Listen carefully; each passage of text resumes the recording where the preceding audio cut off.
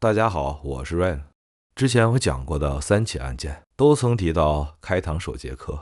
这个名字就像伦敦东区夜晚的浓雾，笼罩了犯罪史130多年。今天我们就来专门聊聊这起世纪悬案。1888年的伦敦白教堂区是个藏污纳垢的混乱之地，贫穷与罪恶肆意滋生。一个身份不明的凶手用残忍至极的作案方式，留下了这起流传百年的悬案。想要查清他的真实身份，就得从那个年代的白教堂区开始说起。19世纪中叶的伦敦东区是维多利亚繁华背后的灰暗之地，爱尔兰移民和犹太难民大量涌入，白教堂区的人口在1888年膨胀到了大约8万人。这片区域的基础设施远远跟不上人口的暴增，工作机会稀少，住房条件恶劣，半数以上的东区儿童活不过5岁，抢劫、酗酒在这里随处可见。在极度贫困的街区里，无数女性被迫走上街头，靠出卖自己的身体换取每日的面包和一张可以躺下的床铺。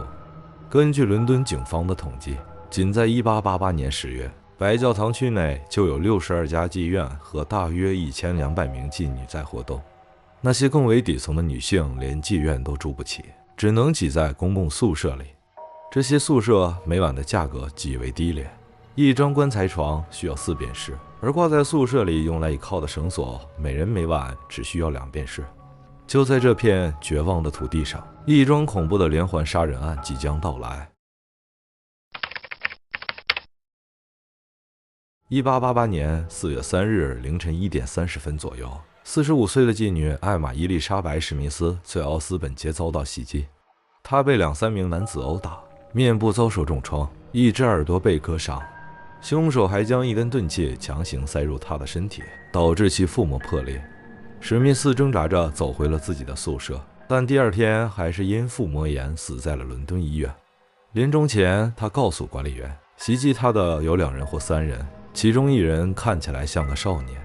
警方认为这起案件更像是东区帮派暴力的产物，而非单一连环杀手的作品。所以史密斯的名字虽然被列入了白教堂谋杀案的卷宗，但大多数研究者并不将他归为开膛手的受害者。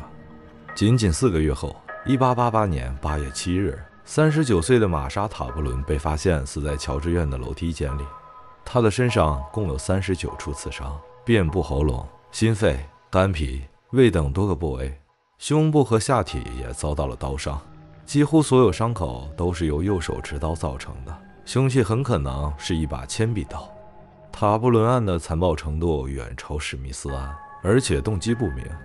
警方一度将这2起案件联系起来，但有一个问题始终无法忽视：塔布伦是被反复刺死的，而后面那几起公认属于开膛手的案件都是先割后再剖腹。这种作案手法的差异很明显，许多专家因此排除了塔布伦与后续案件的关联。然而，比这更加残忍的案件即将在白教堂拉开序幕。1888年8月31日星期五，一名马车夫在巴克街发现了一具女尸，死者是43岁的玛丽安·尼克尔斯，一名住在斯罗尔街公共宿舍的妓女。大约1个小时前，还有人看到她沿着白教堂路行走。她的喉咙被2刀深深切开，其中1刀直接切到了脊椎骨。她的腹部被一道深而参差不齐的切口撕裂开来，肠子外露，下体还有2处刀伤。尼克尔斯的死法与之前的史密斯和塔布伦截然不同，显然凶手是一名割喉者和开膛手。警方迅速展开调查，但收获甚微。为了平息公众的恐慌和媒体的指责，苏格兰场从总部抽调了弗雷德里克·艾伯莱恩等资深探员前往白教堂协助调查。他们还没能摸清凶手的任何线索，紧接着又一起谋杀案发生了。仅1周之后，9月8日星期六，47岁的安妮·查普曼被发现死在汉伯里街29号后院的门口。她的喉咙同样被2刀切断，腹部被完全切开，一段皮肤连同她的小肠被从体内取出，分别放在了她的左右肩膀上。尸检报告显示，她的子宫被切下带走了。此外，部分膀胱和下体也被切去。一位名叫伊丽莎白·朗的证人在审讯中表示，他在早上5点30分左右看到查普曼站在汉伯里街29号门外，身边跟着一个黑发、戴棕色猎鹿帽、穿深色大衣的男子。这名男子看起来有些落魄但体面。据这位目击者称，那名男子问了查普曼一句：“你愿意吗？”查普曼回答：“愿意。”这两起案件的相似之处实在太多，验尸官文巴克斯特也不得不承认两者之间的伤势惊人的一致。恐慌开始在白教堂区蔓延，一个名为白教堂警戒委员会的民间组织自发成立，居民们开始在夜间巡逻街道，搜寻任何可疑人物。这不仅是因为他们对警方破案失去了信心，更因为这几起谋杀已经开始影响到当地的商业活动。1888年9月30日是一个注定要被写入犯罪史册的夜晚。开膛手杰克在一个晚上连续作案2起，制造了臭名昭著的双重事件。凌晨1点左右，44岁的伊丽莎白·斯特莱德被发现倒在达特菲尔德院的地上，她的喉咙被一刀切断，伤口长达6英寸，左颈动脉和气管完全断裂。除此之外，她的身体上没有其他任何伤口。这一异常让许多人猜测凶手在作案时可能被打断了。仅45分钟后，大约凌晨1点45分，46岁的凯瑟琳·埃多斯在米特广场的一个角落被发现。这一次，凶手没有再受任何干扰。他的喉咙从一侧耳朵被切到另一侧耳朵，腹部被一道又长又深又参差不齐的伤口撕开，肠子被扯出搭在了他的右肩上，还有一段肠子被完全切断，放在了他的身体和左臂之间。他的左肾和子宫的大部分被切下带走。他的脸上也满是刀伤，鼻子被割开，脸颊被划伤，2只眼皮分别被竖向切开了1/4英寸和半英寸长的口子，每一侧脸颊上还被刻出了一个三角形的切口。最先赶到现场的医生认为，完成这些切割至少需要5分钟。2起案件发生的间隔如此之短，地点又如此接近，整个伦敦都被震惊了。警方在调查中发现，在埃多斯被杀的米特广场附近，有一家名为帝国俱乐部的社交场所。而就在案发前不久，有3人从该俱乐部离开时看到了一名男子和一名女子。其中一名目击者约瑟夫·劳恩德后来描述了那名男子的外貌：大约30岁，身高约1.7米，留着金色小胡子，穿着一件灰白夹克，戴灰布鸭舌帽，系着红围巾，整体看起来像个水手。然而，与他同行的2个朋友却无法确认这个描述。这条唯一的目击线索也未能帮助警方锁定凶手。在双重事件发生后的凌晨2点55分，警方在戈尔斯顿街一栋公寓楼的入口处发现了一块带血的围裙碎片。经确认，这块碎片正是凯瑟琳·埃多斯围裙的一部分。就在这块围裙碎片上方的墙壁上，赫然写着一行粉笔字：犹太人不会无缘无故地受到指责。这行字后来被称为戈尔斯顿街涂鸦，它似乎在暗示犹太人对这一系列谋杀负有责任。问题在于，这行字到底是凶手在丢弃围裙碎片时写下的，还是原本就存在于此，与案件毫无关系？这样的涂鸦在白教堂区其实随处可见。时任伦敦警察厅厅长的查尔斯·沃伦爵士非常担心这行字会在当时已经十分紧张的社会氛围中点燃反犹太主义的暴乱。他做出了一个至今仍备受争议的决定，在天亮之前下令将这行字擦掉。沃伦的这一举动使得许多关键证据就此湮灭，后世的研究者再也无法通过对这行字迹的分析来寻找凶手的蛛丝马迹。他的决定虽是出于维护公共安全的考虑，但从刑事侦查的角度来看，无疑是一次巨大的损失。1888年11月9日星期五，当整个伦敦还在为双重事件而惊魂未定的时候，开膛手杰克亮出了他最后的獠牙。上午10点45分，住在多塞特街13号米勒院一间小房间里的玛丽·简·凯利被发现死在了自己的床上。她只有25岁，是所有受害者中最年轻的一位，而她所承受的暴行也是最骇人听闻的。她的面部被砍得面目全非，喉咙被切开至脊柱，她的腹部几乎被掏空，子宫、双肾和一只乳房被放置在她的头部下方，其他的内脏则散落在床的四周和脚边。她的心脏从现场消失了，壁炉里有大量的灰烬，警方怀疑凶手焚烧了自己的一心一物，目的是为了照亮房间，以便实施暴行。当天的验尸官在报告中说，这具遗体的惨状是他这一生中从未见过的。玛丽·简·凯利通常被认为是经典5人中的最后一个。这5名女性分别是玛丽·安妮·科尔斯、安妮·查普曼、伊丽莎白·斯特莱德、凯瑟琳·埃多斯和玛丽·简·凯利。